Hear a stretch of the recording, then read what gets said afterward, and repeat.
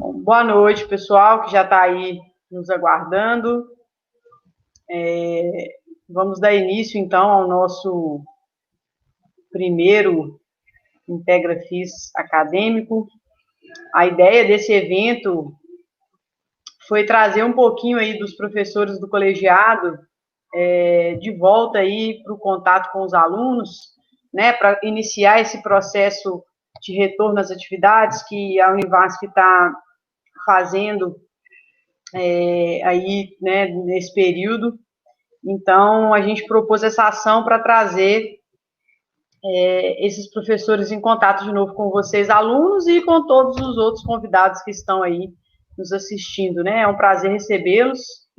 E a gente vai hoje iniciar esse evento com o professor Ubiratã Silva Alves, professor lá do Colegiado de Educação Física, e ele vai ser o responsável por falar para vocês, conversar com vocês aí um pouquinho sobre educação física escolar, né? Como que vai ser, né, essa área de educação física escolar depois desse período da pandemia e do coronavírus e até agora, né? Como que está sendo aí um pouco para vocês essa ação do professor de educação física. Antes do professor Biratã começar, eu vou passar algumas informações gerais aqui do nosso evento, só para caso surja alguma dúvida aí que a nossa divulgação foi um pouquinho rápida e não deu para colocar todas as informações. Então, lembrando, a gente começa o evento hoje, amanhã e sexta, né? Hoje com essa temática de educação física escolar, amanhã com a temática de CrossFit e na sexta-feira a temática aí sugerida por alguns alunos do nosso curso de saúde do idoso. Então, são essas três temáticas que a gente selecionou para falar com vocês aí, né, nesses 3 dias. Lembrando que o nosso evento ele vai ser sempre transmitido por esse canal, que é o meu canal, então, se quiser se inscrever, eu não sou de postar muitas coisas não, mas agora, com essa atividade de aulas online, pode ser que o canal dê uma enchida de conteúdo, então, quem quiser se inscrever, fica à vontade, tá? E quanto à questão de lista de presença e certificado, todos os dias eu vou lançar a lista de presença aí no nosso chat. Então, vocês acessem, vai ser um formulário do Google normal, e vocês vão receber os certificados por dia. Então, se você assistiu, professora, eu tenho interesse só na palestra de hoje, eu preciso assistir todos os dias para ganhar um certificado? Não. Você vai ganhar um certificado por dia. Então, se você assistir só hoje, você vai ganhar só hoje. Se você assistir todos os dias, você vai ganhar um certificado por dia, tá? A gente achou que ficava mais fácil assim, para não ter esse problema de ter que elaborar vários certificados diferentes com cargas horárias diferentes. Tá certo? Então, mais ao final do evento, da noite de hoje, eu vou colocar esse link para vocês preencherem com algumas informações e esse certificado vai ser enviado por e-mail, tá, pessoal? Então, por favor, tenho certeza que vocês estão preenchendo o endereço de e-mail correto, tá? Para a gente conseguir enviar esse e-mail. E qualquer coisa, qualquer dúvida, se der algum problema no certificado, vocês podem me procurar pelo canal mesmo, me mandam uma mensagem, ou depois eu disponibilizo meu contato, caso tenha algum problema com a certificação, aí depois do nosso evento, tá certo? Então, feita aí as introduções e as explicações iniciais, eu passo a palavra para o professor Ubiratã, ele vai conversar com vocês, e durante a sua fala, vocês podem fazer perguntas para ele no chat, que aí a gente vai vendo como a gente faz essas perguntas. Se ele preferir responder simultaneamente, ele que vai definir como que ele vai levar essa palestra. GG, o nome não precisa colocar não, tá? Eu vou enviar o link mais tarde, tá? Então, você vai colocar o nome pelo link. Então, professor Biratã, obrigado por ter aceitado o nosso convite. Em nome da Comissão Noeses, representada pelo Colegiado de Educação Física, eu agradeço. E te dou a palavra a partir de agora. Então, eu vou sair aqui, mas eu vou estar acompanhando o chat e caso surja alguma coisa, eu apareço aí novamente. Então, a tela é sua, o evento agora é seu, fica à vontade, muito obrigado. E mais tarde eu volto aí para estar com vocês para fazer o encerramento. Valeu, Fabíola. Obrigado aí pela entrada. Então, já vamos começar com uma vitoriosa. Quem é bom já sabe do que eu estou falando, hein? Boa noite, amigas, boa noite, amigos. Prazer muito grande estar aqui com vocês, uma alegria muito guardada de poder aqui estar de novo. Como diria o Barramalho, né? Que bom estar contigo de novo. Que bom, né? Que bom a gente estar junto novamente. Queria agradecer o convite também e falar sobre um assunto que eu particularmente tenho mais de 30 anos na estrada da educação física escolar, então eu vou ficar muito à vontade aqui para bater esse papo com vocês. No segundo dia mais importante de futebol, né? Para quem não sabe, quarta-feira é o segundo dia mais importante do futebol. Primeiro é o domingo, né? E por falar em futebol, já quero deixá-los alerta que o curso de Educação Física da Univasf EAD vai promover um evento só sobre futebol, trazendo jogadores, ex-jogadores, ex-treinadores de alto rendimento. Então, se preparem, porque esse evento vai acontecer em agosto. Então, acompanhem aí nossos canais, Instagram, Facebook, para poder saber desse evento. Vai ser um evento muito legal. Por falar em evento, também queria ratificar aí o convite que já fiz em todas as minhas redes, da parceria que a Pró-Reitoria de Extensão fez com o IFE Sertão Pernambuco, no Festival de Arte e Cultura, e as inscrições vão até dia 31 para apresentação de trabalhos. Então, quem tiver algum trabalho para apresentar, alguma oficina, algum webinar, uma palestra, enfim, tem uma série de possibilidades de apresentações, todas virtuais.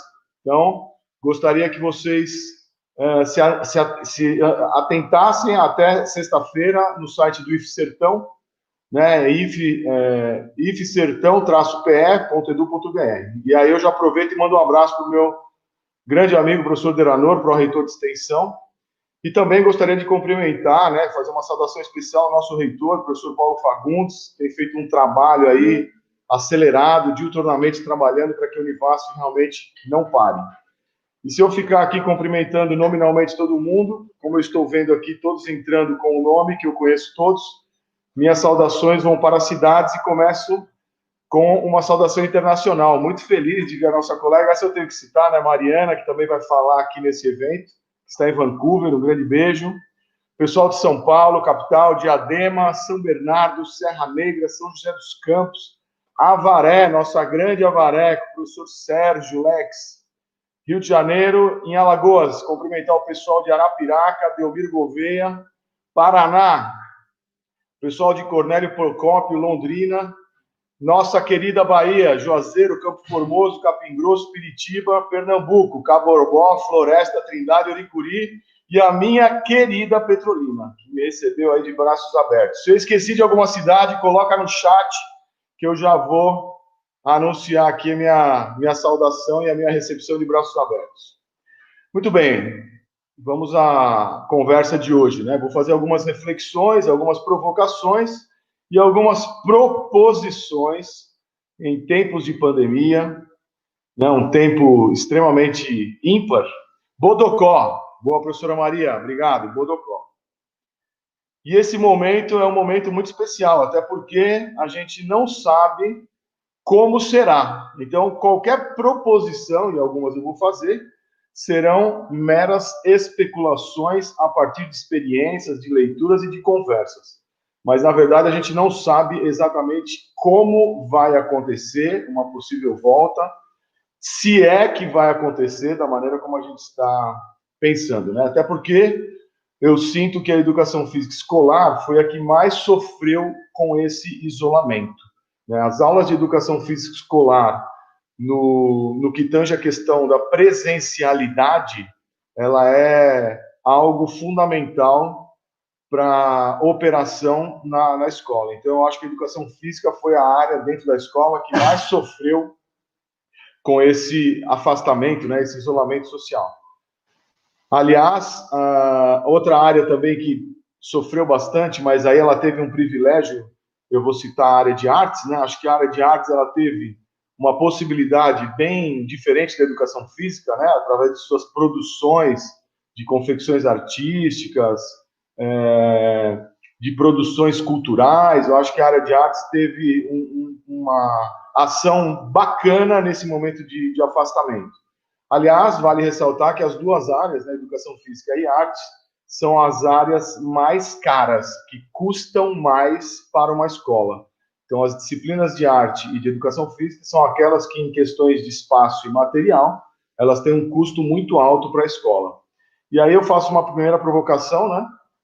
Que imaginem uma quadra, quantas salas de aula cabem numa quadra. Então, para a gente ver o custo dessa operação em aulas de educação física, e as pesquisas mostraram, né, que a área de arte e a área de artes e a área de educação física são as áreas que têm maior custo na escola.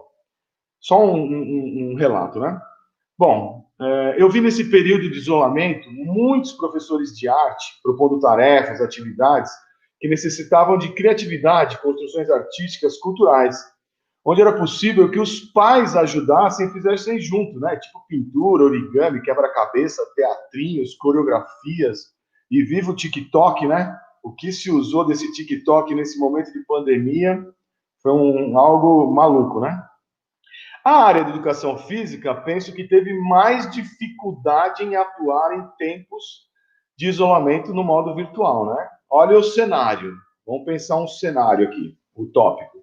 Quando o professor de educação física, nas aulas presenciais de uma escola, coloca conteúdos apenas de esportes, e diga-se de esporte das 4 modalidades esportivas coletivas com bola de quadra, né? Voleibol, futebol, basquetebol e handebol. Né? O trio, o quarteto fantástico, o quadrilátero, enfim. Só que quando ele coloca essas modalidades esportivas com o referencial de técnicas e regras do alto rendimento, ele não consegue fazer isso de modo virtual.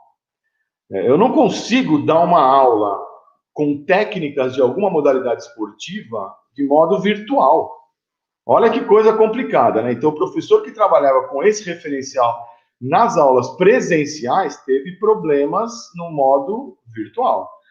Vou fazer uma analogia aqui. Imagina que você quer ensinar alguém a nadar, né? Ensinar um ser humano a nadar, e aí eu vou entender o nadar como o deslocamento, a flutuação e a respiração no meio líquido, mas só que eu vou ensinar esse ser humano a nadar por meio de atividades virtuais. Olha que coisa maluca, né? Tipo, aprenda a nadar em seu celular. Baixe um aplicativo, vamos criar um aplicativo, nadando em águas agitadas ou águas calmas. Olha que coisa maluca, né? Como é que eu vou ensinar alguém a nadar? E aí, além disso, existem os nados, né? Os 4 nados, crawl, costa, borboleta e peito. Né? Como eu faria para ensinar o pessoal a nadar, um humano a nadar em tempos de isolamento usando a tecnologia? Olha que loucura. Coisa de louco, né? Mas, enfim, uma vez eu lembro que eu vi um professor que fez um curso que chamava-se Aprenda a Nadar Fora da Piscina. E a gente ficava brincando, né?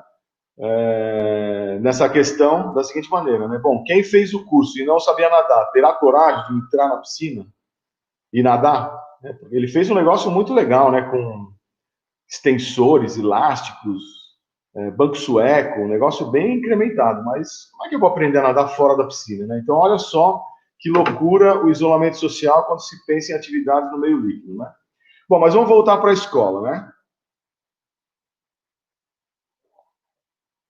Tá boa essa vitoriosa, viu? Se o professor de educação física, nas aulas de educação física, tinha um seguinte roteiro: pegava o material esportivo, entregava para os alunos, dividia os times, contava tempo de aula e recolhia o material. Se o professor fazia isso nas aulas, ele não consegue fazer isso de modo virtual. Ou seja, ele ficou fracassado quando entramos em tempos de pandemia, porque esse tipo de aula ele não consegue levar para o ambiente virtual.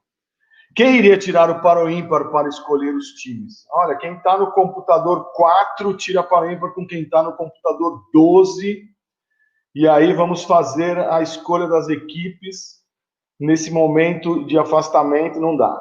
Não dá. Então, se o professor de educação física regularmente já tinha esse tipo de postura, em tempos de afastamento, ele não conseguiu modificar isso, né? Ou transpor isso para o ambiente tecnológico. Por outro lado, né, vamos pensar numa outra situação.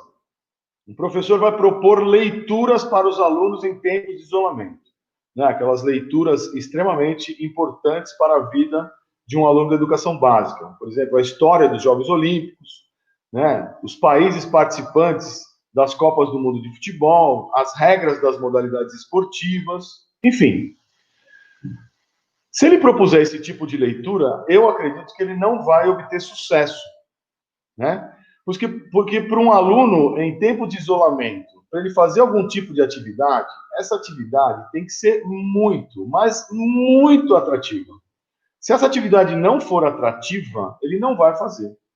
Ele só vai fazer se for atrativa ou se tiver um grande valor de conhecimento para ele, e ele perceba isso. Ou, né, infelizmente, se tenha uma contabilização em sua nota. Aí talvez ele faça. E aí a gente vai correr naquele grande erro, né, e risco que a gente tem de oferecer situações para os alunos na escola que para eles não tem significado nenhum. E aí o aluno faz exclusivamente para tentar contabilizar a sua nota, né? Isso é triste, hein? Eu relaciono esse tipo de solicitação às possíveis avaliações, né, que a gente faz na área de educação física, e as escolas normalmente precisam terminar um semestre, ou um bimestre, ou um trimestre com uma nota, né? E aí veja que problema o professor de educação física teve, né? Ele terá que propor uma pesquisa desse tipo, né? Quando eu digo desse tipo, é generalista, né? Sem uma especificidade, né? Quando ele vai falar de Jogos Olímpicos, história das Copas do Mundo, é bem generalista, né? Provavelmente ele vai receber um monte de print de um monte de site que fala sobre isso, só que ele não vai ter garantia nenhuma que os alunos leram. Qual é a garantia que ele vai ter que o aluno printou uma tela num site e leu alguma coisa sobre aquilo? E aí eu pergunto, né? Como é que então a gente pode fazer para que os alunos leiam alguma temática? Então, primeiro, o professor ele tem que acreditar que aquilo que ele está dando para o aluno ler é importante para ele, professor, mas é importante para o aluno.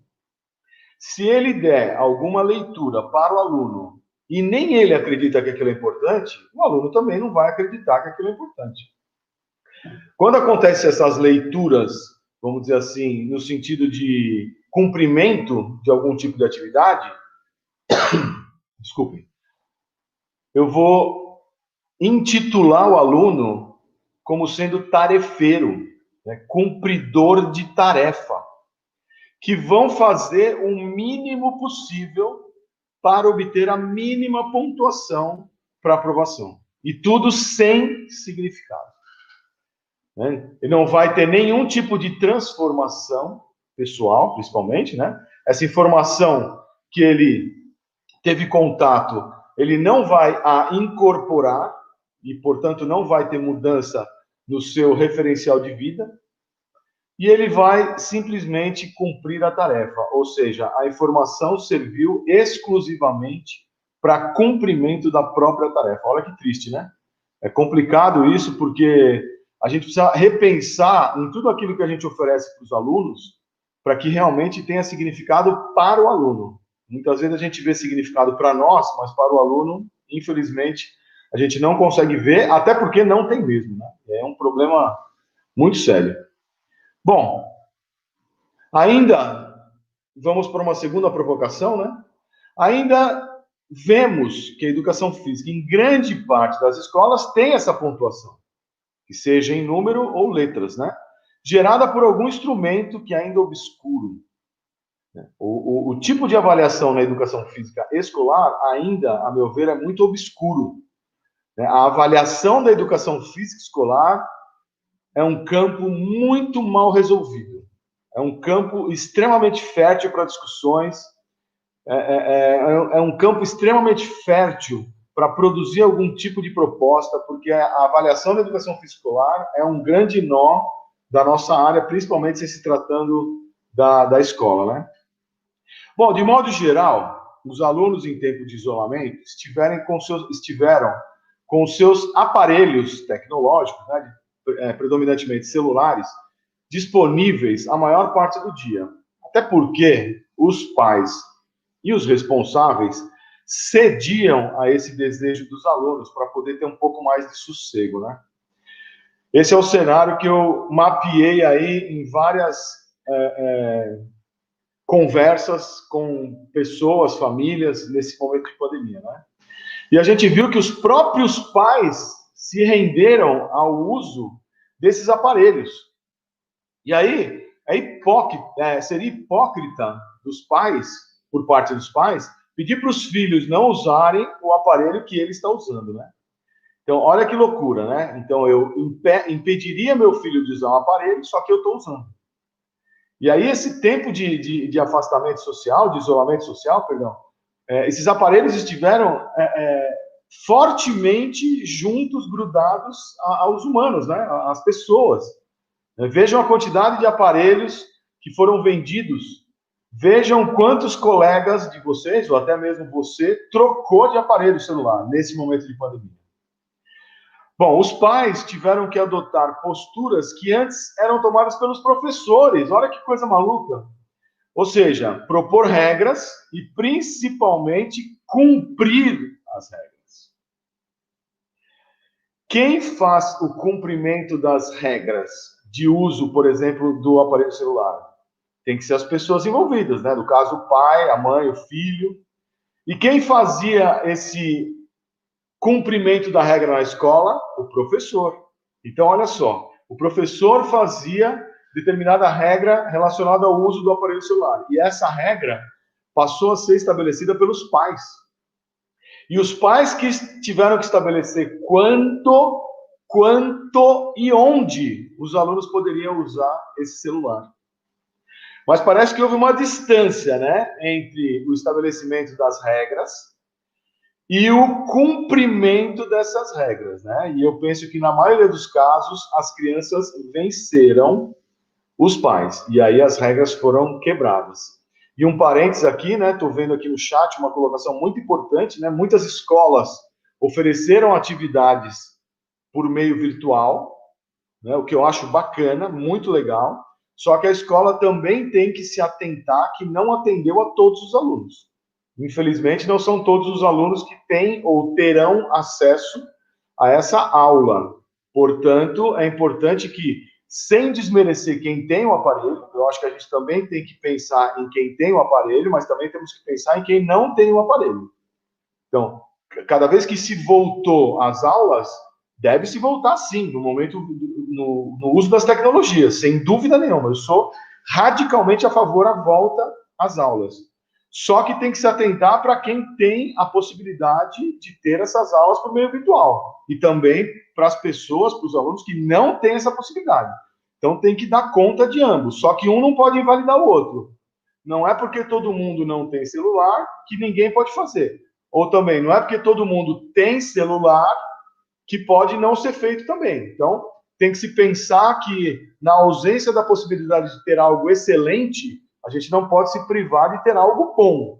Então, vamos repensar essa questão também do uso de celular nas aulas que estão voltando, retomando, né, gradativamente, nas escolas, principalmente de educação básica. Muito bem, voltando lá para as famílias, né? Nos espaços reduzidos, né, no caso os lares, a sedução que os aparelhos celulares tiveram em detrimento da confecção das tarefas da escola ou do envolvimento em alguma atividade que os pais inventaram ou que os professores inventaram era muito grande, né? Então, dentro de casa eu tinha meu celular, eu tenho meu celular, só que eu tenho uma tarefa para fazer. O que é mais atrativo para a criança, para o aluno? Fazer a tarefa ou usar o celular? O que é mais atrativo para a criança? Fazer uma atividade que o pai inventou ali, que vai durar 5, 10 minutos, ou fazer a tarefa que o professor mandou, ou ficar no celular? nas redes sociais, enfim. Ao que tudo indica, parece que as tecnologias da informação, em tempos de isolamento social, venceram essa disputa. E que o diga o TikTok novamente, né? O que teve de TikTok, o que tem ainda, né, de TikTok rodando aí no meio virtual. Bom, especificamente, alguns lares têm crianças pequenas, né? E vão pensar em crianças na idade de educação infantil, até 5 anos, mais ou menos, né? Onde os pais se renderam às tecnologias e praticamente tiveram que ofertar aparelhos para essas crianças.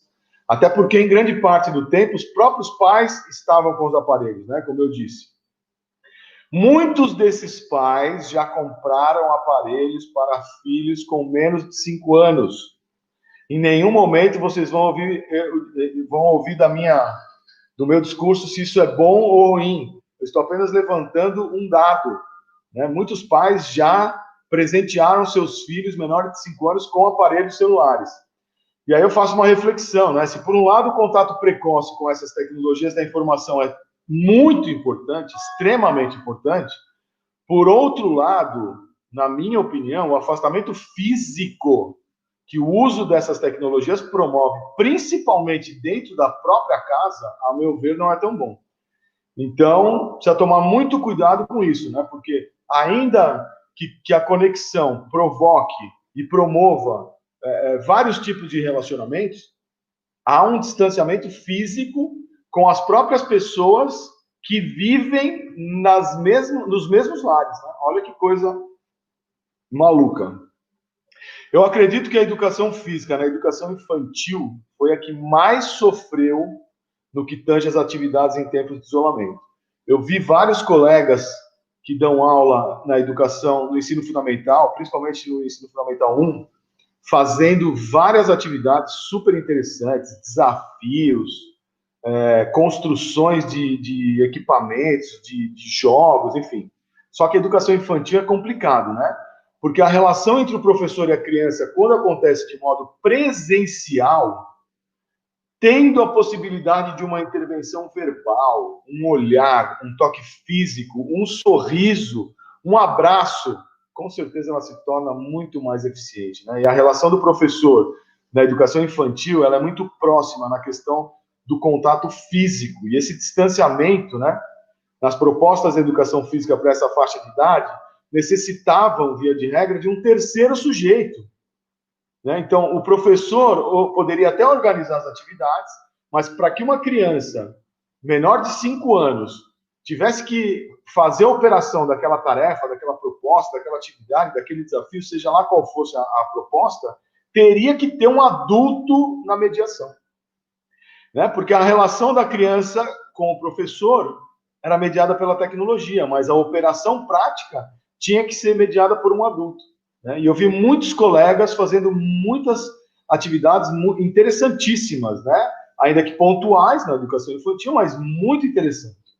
Só que tinha que ter um adulto.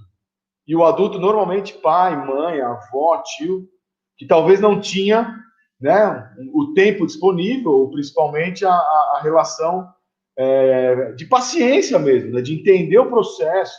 Né? A gente sabe que a educação é um processo longo, complicado, que demanda várias questões que não cabem apenas numa mediação feita por equipamentos tecnológicos, principalmente na educação infantil.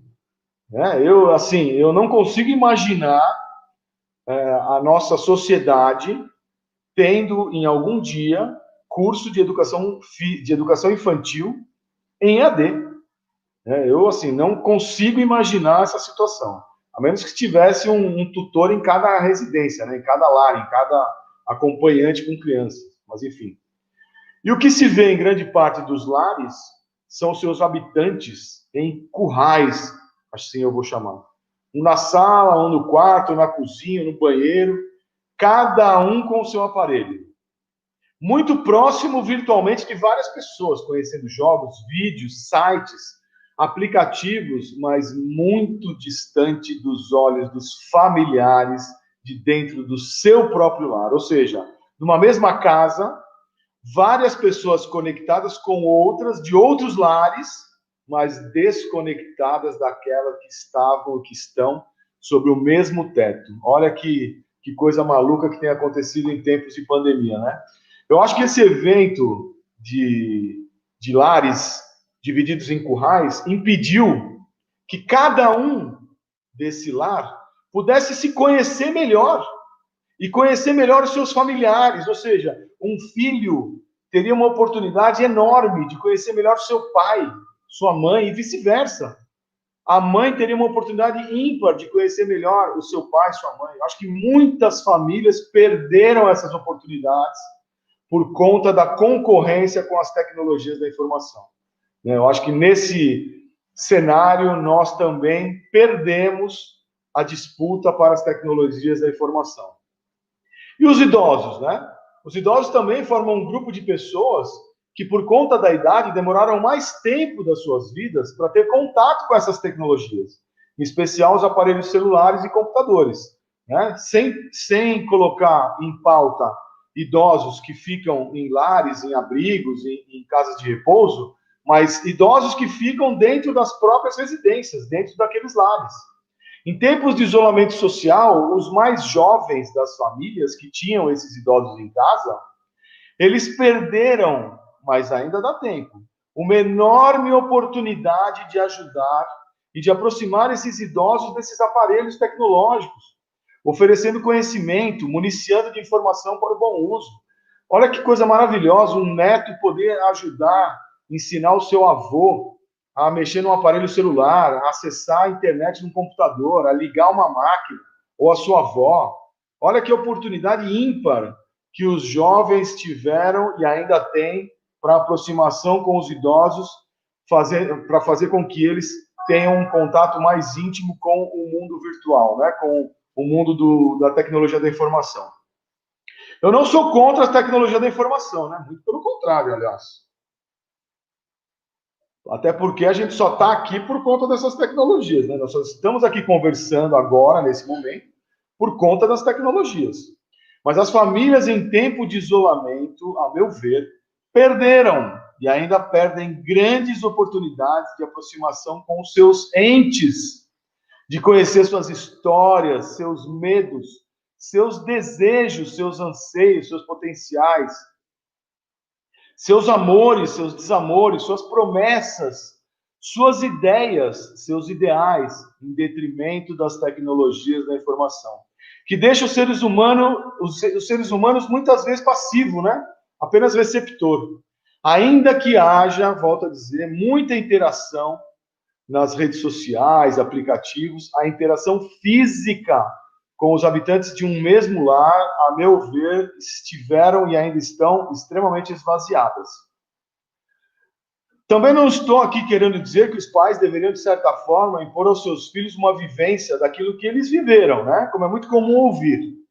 Ah, no meu tempo, quando eu era criança, eu jogava bola na rua, eu vivia na rua, empinava pipa, subia em árvore, apanhava frutos, e vocês só ficam hoje no seu celular.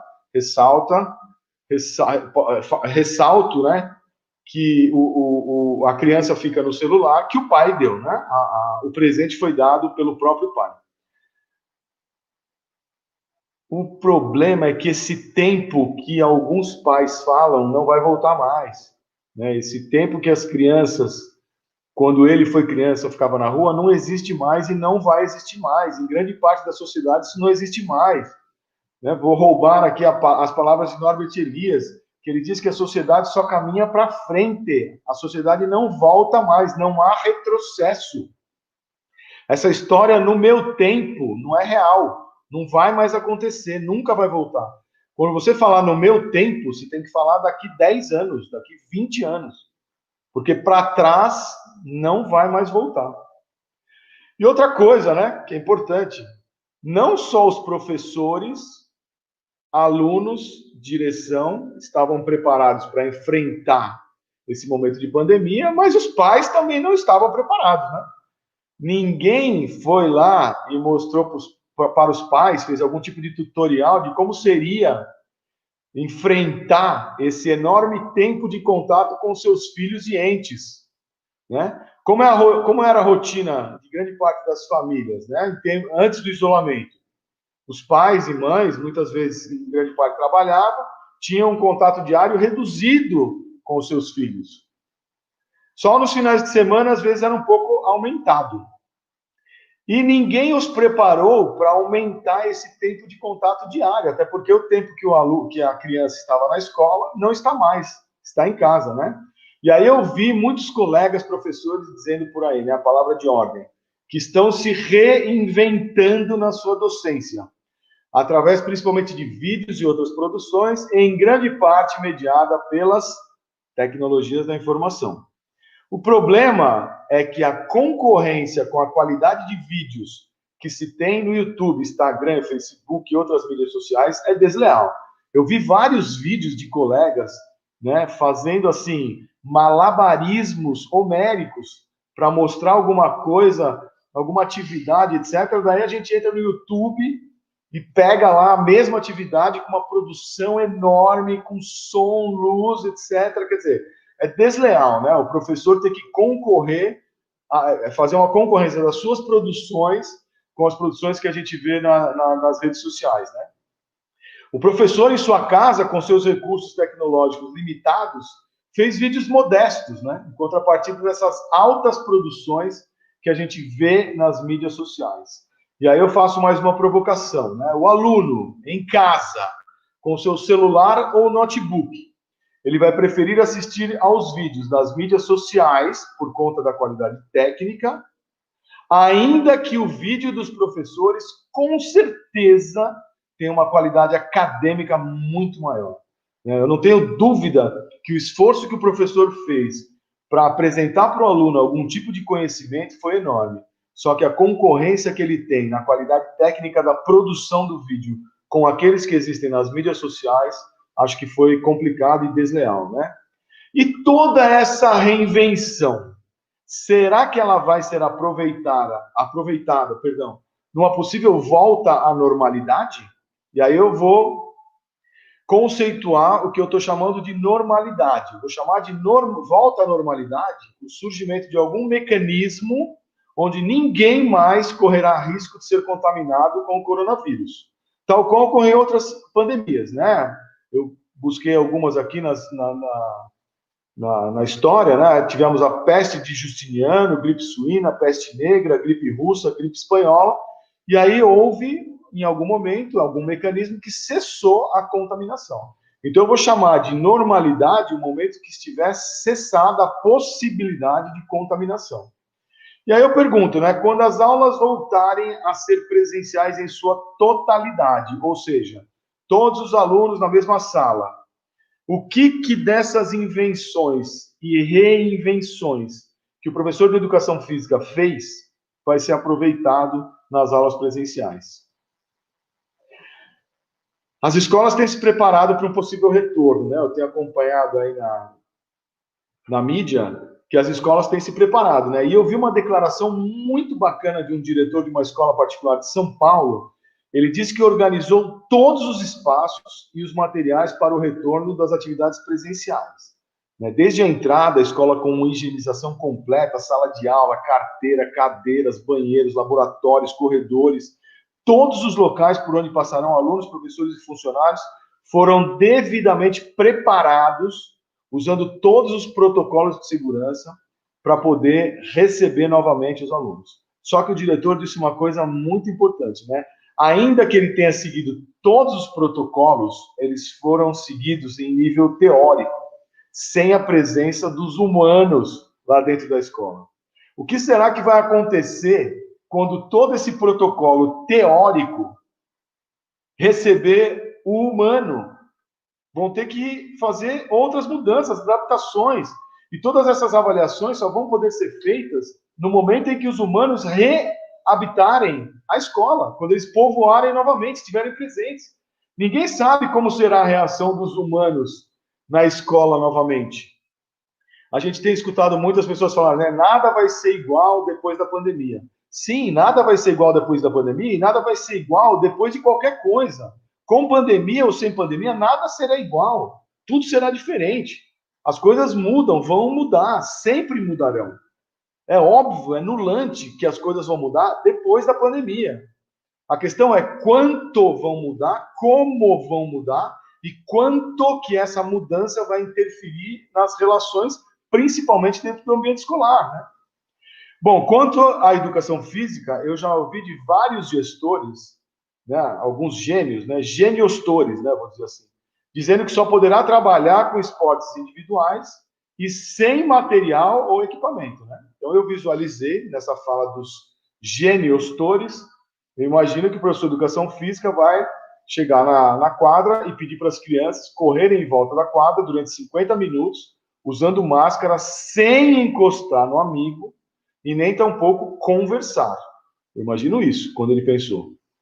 Ou ainda 50 minutos de ginástica calistênica, né? E todos da educação física sabem o que é isso, né? Onde o indivíduo usa o próprio peso corporal para executar movimentos. E essa ginástica já tem movimentos pré-determinados e executados individualmente através de uma reprodução de um referencial sendo igual para todos. Ou seja, a ginástica calistênica não respeita a individualidade. Será que seria assim essa aula que o gestor estava pensando, né? Ou ginástica calistênica, ou corridas em volta da quadra? Ou a educação física perde seu principal diferencial, que é o movimento, né?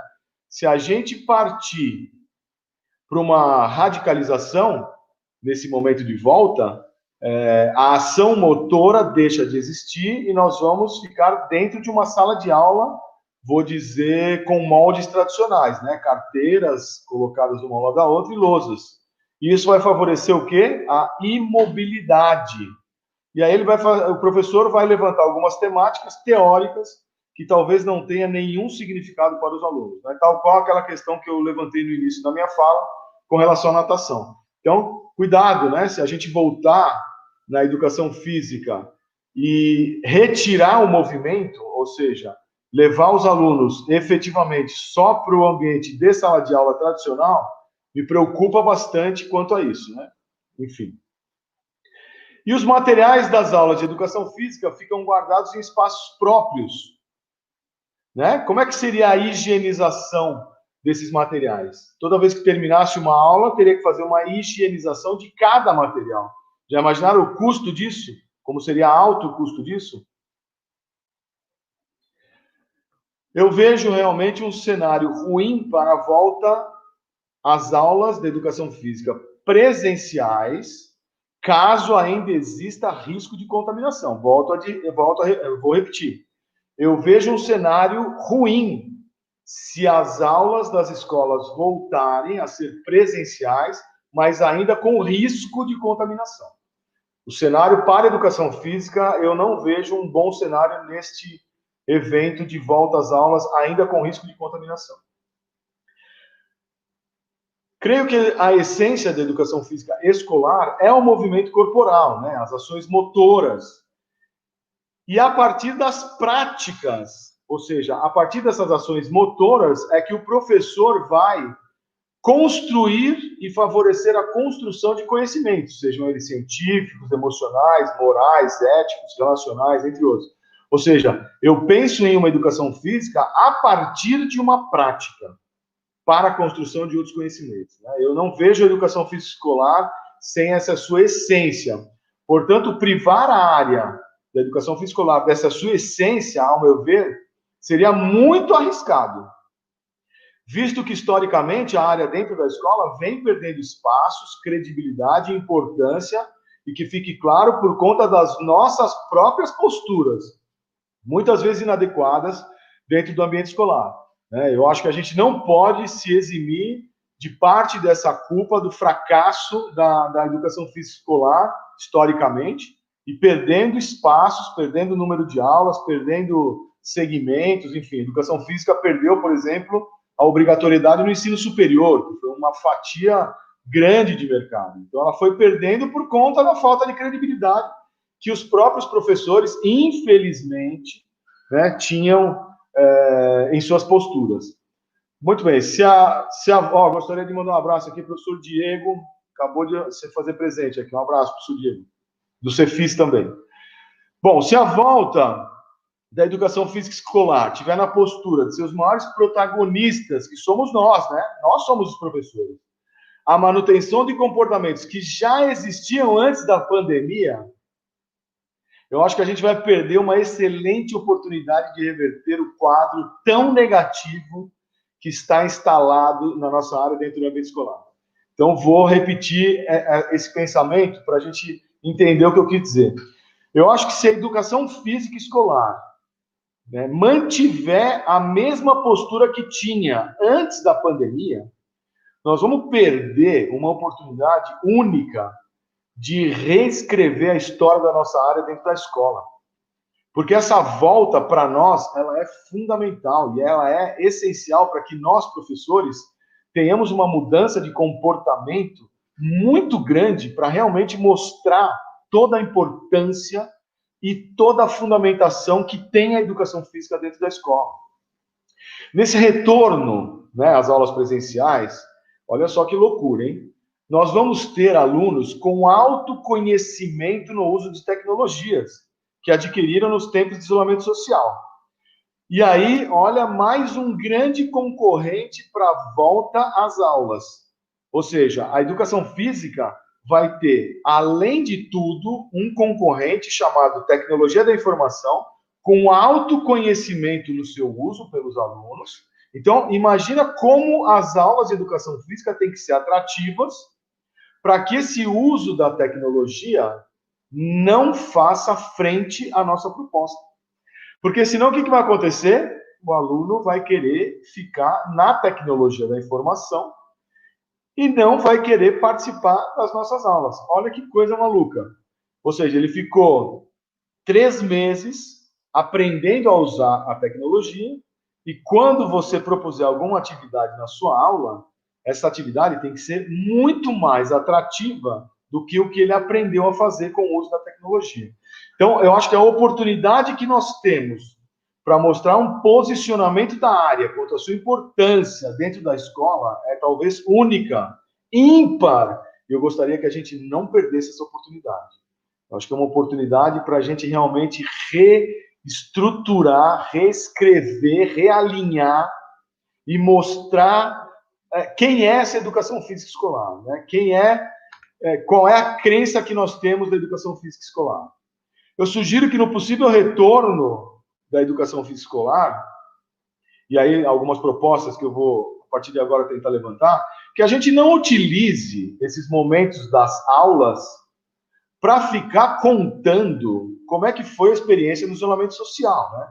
Tipo aquelas redações que a gente fazia no primeiro dia de aula, lembram? Como foram suas férias? Aí a criança ia escrever como foram as férias quando ela voltou no primeiro dia de aula. Então já pensou? Todos os professores querendo que o aluno conte como foi a sua experiência em tempos de pandemia, o que ele fez no isolamento, né? Eu acho que essas discussões são fundamentais, importantíssimas, imprescindíveis, mas elas não precisam ser feitas no momento da aula de educação física escolar. Eu acho que a educação física escolar ela tem que ser um momento em que o aluno realmente faça alguma atividade prática. E esse momento da volta vai ser um momento que a gente vai ter uma grande oportunidade para incentivá-los a fazer essa prática. E aí a sugestão que eu dou é a seguinte: por que não fazer apresentações dos alunos especificamente do que eles fizeram na questão de atividade física, exercício físico ou alguma manifestação corporal, né? O que o aluno fez de atividade física durante o período de isolamento. Só que ele vai dizer como ele fez, expondo. Ele apresenta na prática como ele fez. E os colegas também vão poder fazer o que ele fez. E assim vão trocando ideias, vão se recriando novas práticas, construindo materiais, trocando ideias. Olha que coisa maravilhosa. A gente vai ter um portfólio de cada turma, o que eles fizeram na questão da educação física, da atividade física, do exercício físico, em tempos de pandemia, de isolamento. Eu acho que isso vai gerar uma possibilidade de se abrir uma grande discussão sobre os benefícios dessas diferentes práticas. O que foi correto, o que não foi, aonde ele aprendeu a fazer aquilo, qual foi o referencial que ele teve, o que pode ser melhorado, o que ele deve continuar a fazer, como que ele pode socializar essas práticas que ele fez em tempos de isolamento. Olha que interessante seria, mas eu ainda sugiro que essas apresentações sejam em nível prático, né?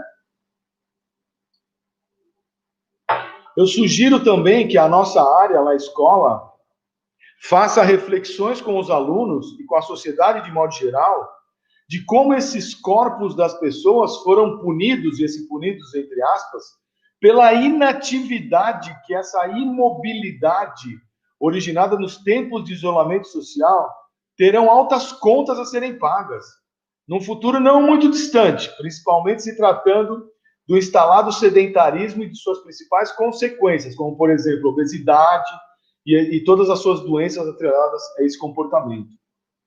Então, olha que reflexão sensacional que daria para se fazer com os alunos. Né? Diante desse cenário de grande inatividade física, houve uma contabilidade que cada humano, em algum momento de sua vida, vai pagar, principalmente relacionados ao sedentarismo. Olha que maravilha essa discussão para ser feita num retorno às aulas. Teremos também que repensar a forma de ministrar as aulas de educação física escolar. E aí, de novo, eu vou ter a discussão e a minha incisiva fala na questão da predominância do movimento, né, das ações motoras. Eu penso que as atividades devem ser organizadas através de situações em que o aluno sinta prazer nessa sua prática, tendo como pano de fundo, num primeiro momento, até um referencial de saúde, conquistado através da prática regular dos exercícios físicos como um bom caminho.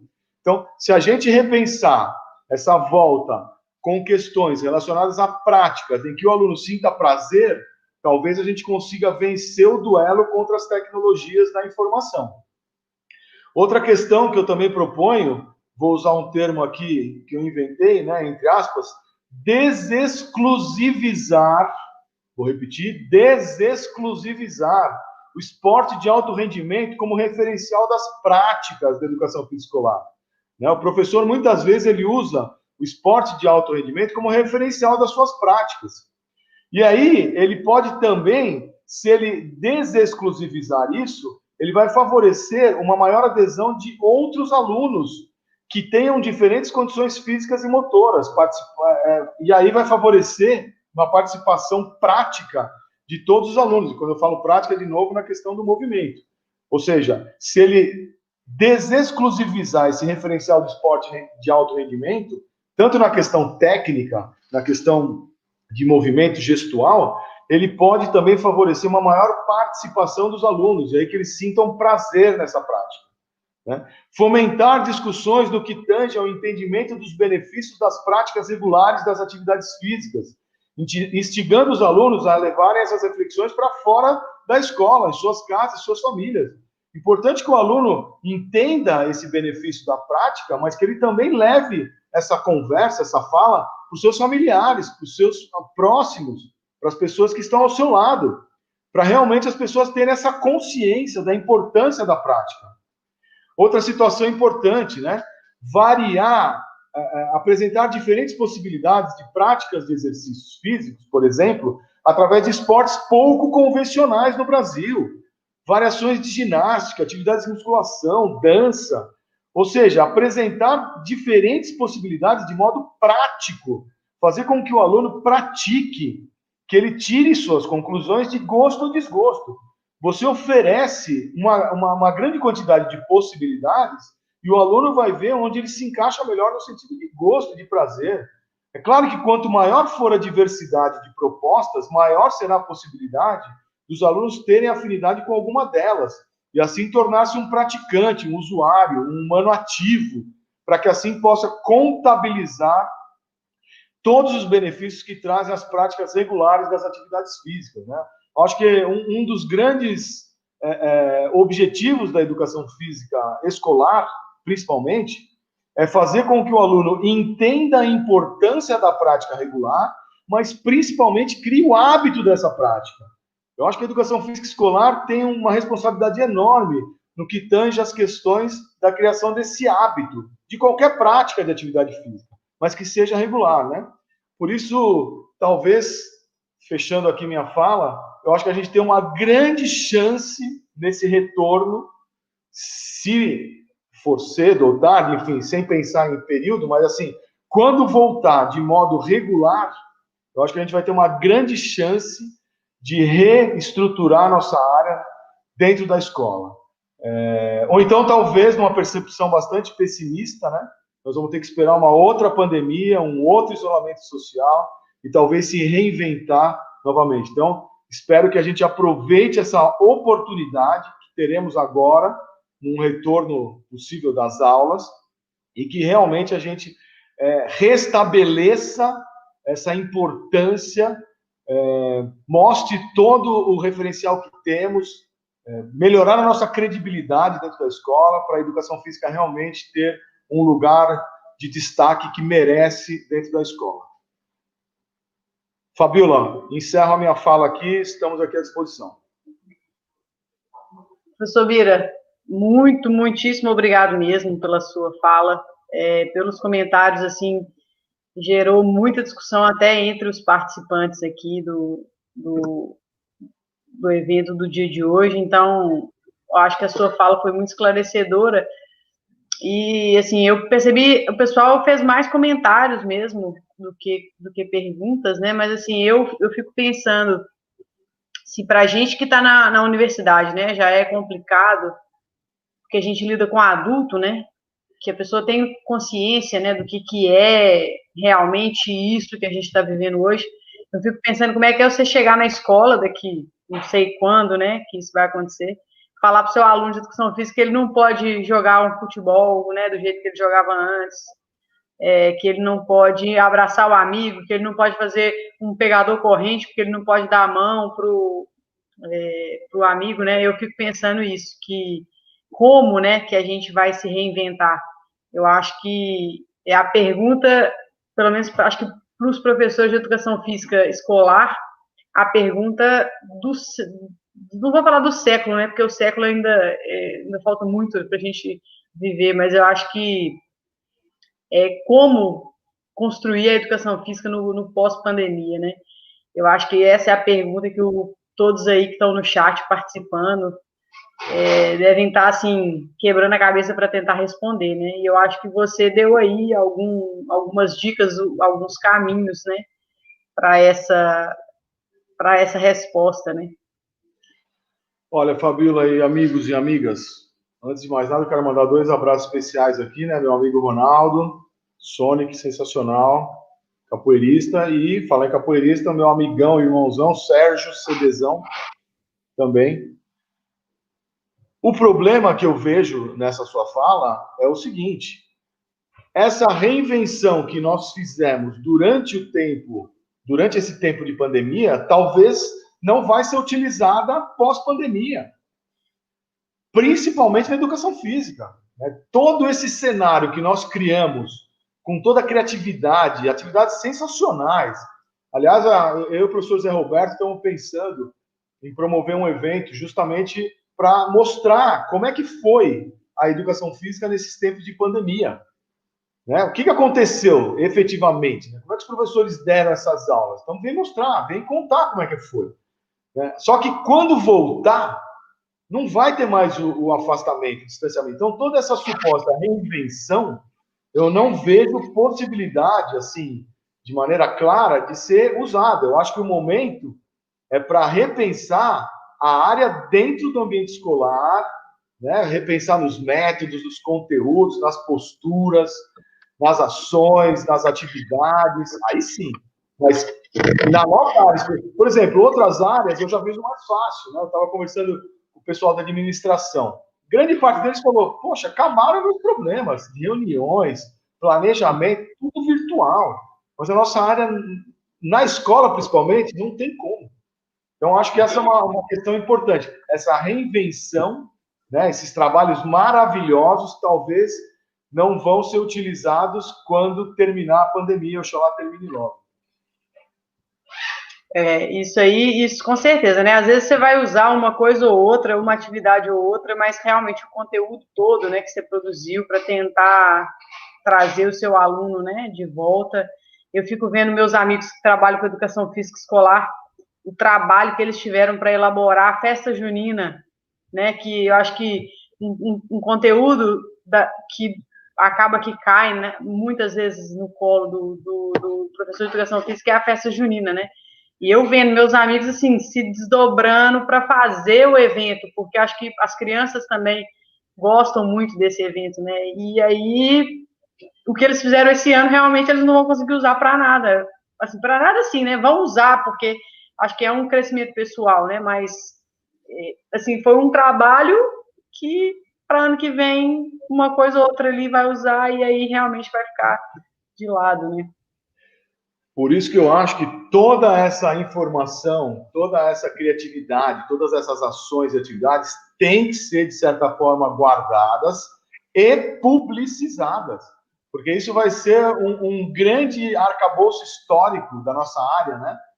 Daqui a 30 anos, vão discutir como foi a educação física em 2020, em tempos de pandemia, o que fizeram, o que esses caras fizeram. Vou contar um exemplo aqui que vai acontecer em São Paulo, na Portuguesa, Associação Portuguesa de Esportes, também tive o prazer de trabalhar lá.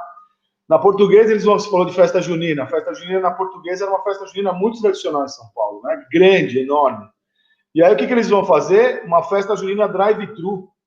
Então, eles colocaram as barraquinhas nos estacionamentos, a pessoa vai de carro e compra lá, né? O bolinho de bacalhau, a alheira, o tremoço, todas as comidas típicas portuguesas. Então, é um negócio muito interessante, né? Mas não vai ter outra possibilidade, só vai acontecer em tempo de pandemia. Ninguém quer fazer festa junina virtual, né? A gente vê os aniversários, as crianças, né, filmando, felizes entre aspas, né? Queria estar perto, correndo com o amigo, brincando, pulando, mas, infelizmente, não é permitido, né? Então, temos que utilizar os meios que temos nesse momento, né? O Antônio César aqui falou que compartilhar, né, as ideias, que ele fez bastante coisa de construção de brinquedos e materiais. Isso, Antônio, eu também vi vários amigos meus que realmente trabalham principalmente na educação infantil, em escolas particulares, que a gente sabe que na pública quase nenhuma, né, tem o professor, a figura do professor de educação física presente.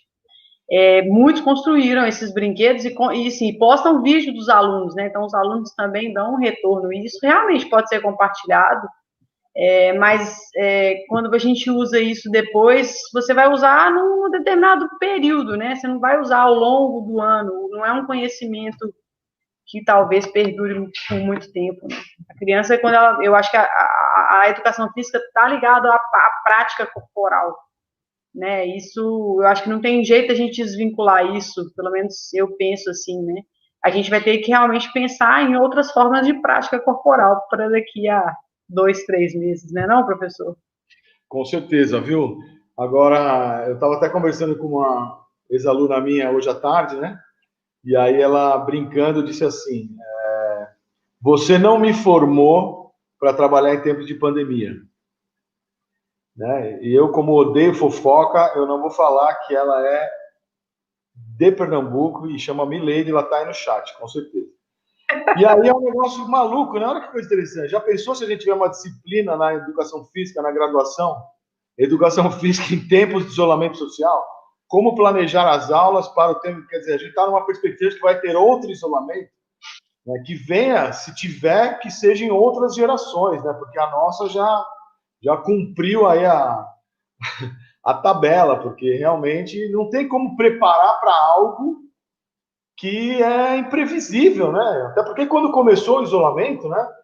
Todo mundo sabia. Quando começou, ninguém tinha noção de quanto tempo seria, como seria. E aí foi indo, a gente foi se adaptando, dando um jeito aqui, um jeito ali, mas ninguém estava preparado. Como eu falei, como eu disse aqui na minha fala, né? Os pais não estavam preparados para ficar quase que 10, 12 horas do dia com o filho dentro da própria casa.